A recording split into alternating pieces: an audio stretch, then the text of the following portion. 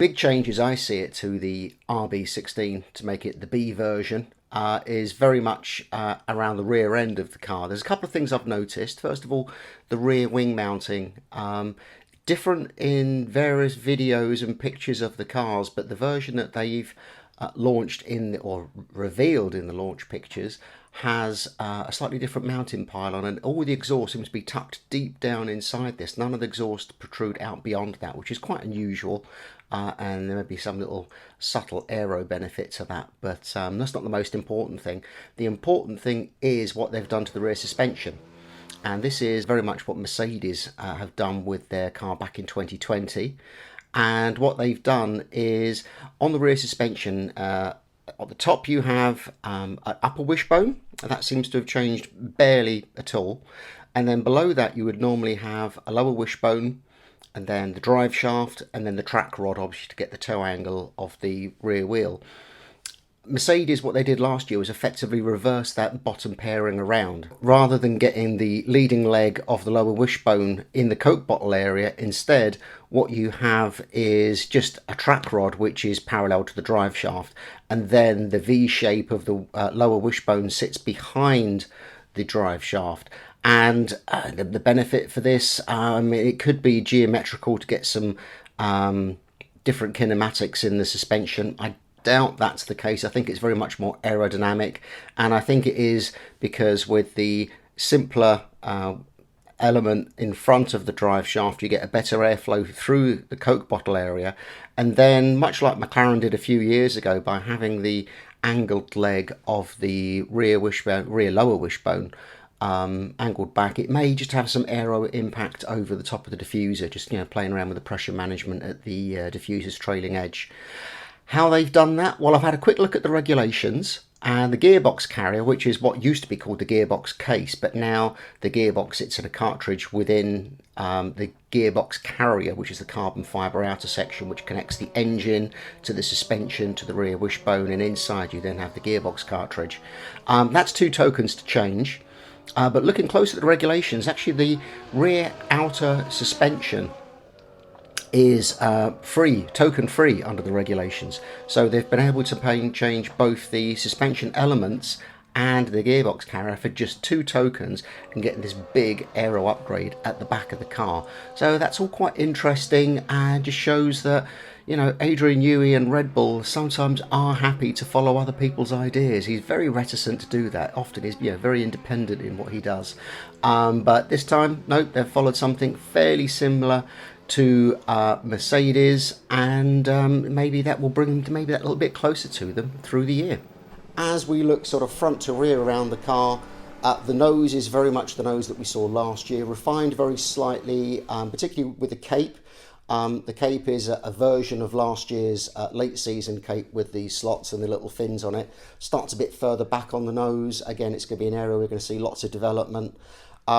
It still has the unique front suspension, and funnily enough, I was just kind of doing a bit of research and reading people's understanding of what they were calling the double front bulkhead and the suspension package on the Red Bull. A lot of people still misunderstand that, and I think we will have to at some point sit down with some drawings and explain exactly what's going on there. I don't think anyone has really kind of picked up that they've pushed the front suspension and the front axle line far forwards, which gives you lots of benefits in terms of airflow back along to the barge boards, makes the barge boards big, and it also gives you some room to play with suspension geometry, particularly with steering and Ackermann geometry. So I say we'll come back to that one fairly soon.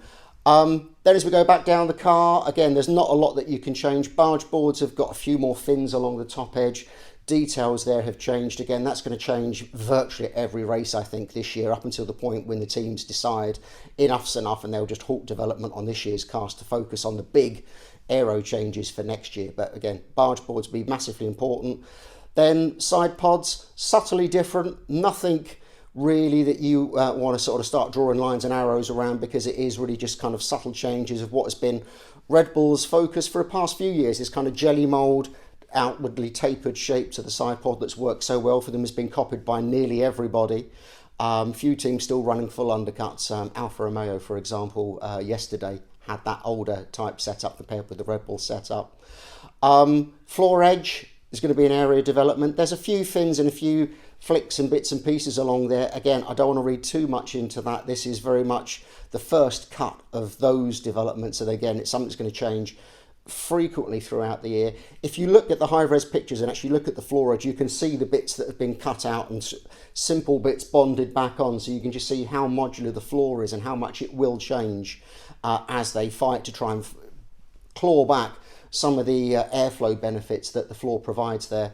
We can't see the diffuser, we can't see the rear brake ducts. That is all obviously hidden away with these very controlled launch photos. They will obviously have changed because of the regulations.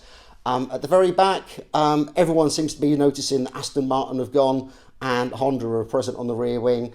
Probably for me, the only technical interest there is that they've kept the single rear wing pillar, which is what we call the Y-lon, where it starts with two pillars over the exhaust, tucks in and goes back over. Again, they're keeping twin exhausts at least, or wastegate exhausts at least at this point. So, you know, there's not a lot we can read into this other than you would have to say is that Red Bull, their philosophy this year is very much refinement rather than trying to find big chunks. And I think that's probably the right thing to do for them. As I say, look where they were at the end of last year. So I don't think anyone, as I say, apart from potentially McLaren, are going to play about with things like wheelbase and rake this year. You're going to pretty much stick to what you know. You've only got one more year of these regulations till big things change. So I think everyone will stick where they were last year, which is very much Mercedes and Racing, or what was Racing Point, now Aston Martin, running relatively low rake, very long wheelbase. We'll see that continue this year. Everyone else will be running relatively high rake, and it won't change. I've had a very quick look at the Red Bull from the launch pictures and just kind of traced where the floor meets the height of the wheel rim, which is a very good kind of litmus test for giving you an approximate height. It's still very high at the back, there's no question of it. You'll be able to stand behind it and almost see underneath the car, which is a very odd visual effect when you see it, particularly with some of the effect from cameras and TV cameras.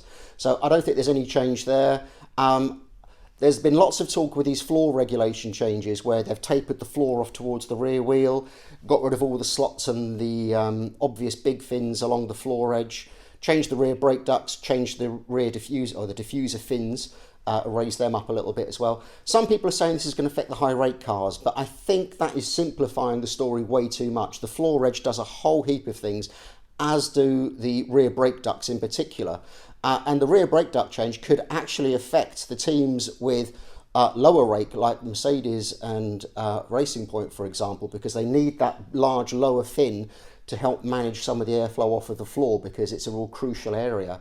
In terms of the fences inside the diffuser being raised, that will be a slight issue for the high rate cars, because with the high rate cars you can get a lot more airflow, a lot more untouched airflow to the very back of the car, and these fins underneath the diffuser, these fences that were allowed to drop right down to the reference plane level, were very good at picking up that airflow and using it to create more downforce.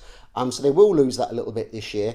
I think it's going to be a bit swings and roundabouts. Everybody's losing, going to lose some downforce, at least in their initial spec. I would imagine everyone will claw that back, if not for the start of the season, certainly by mid-season or by the time they feel that they want to cut their development off for 2021.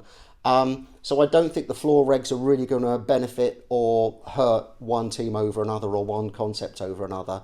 I think everyone's just going to be kind of fighting the changes and managing their resources within the wind tunnel restrictions that the more successful teams will have, and obviously the budget restrictions, which again you would say the more successful, or certainly the bigger budgeted teams will suffer. I think that's going to be a much bigger issue for them, and then obviously everyone then deciding when to cut off development.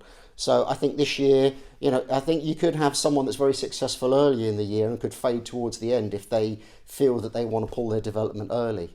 Sadly, if someone starts the season on a bad foot, it would be quite reasonable for them to just give up the year completely.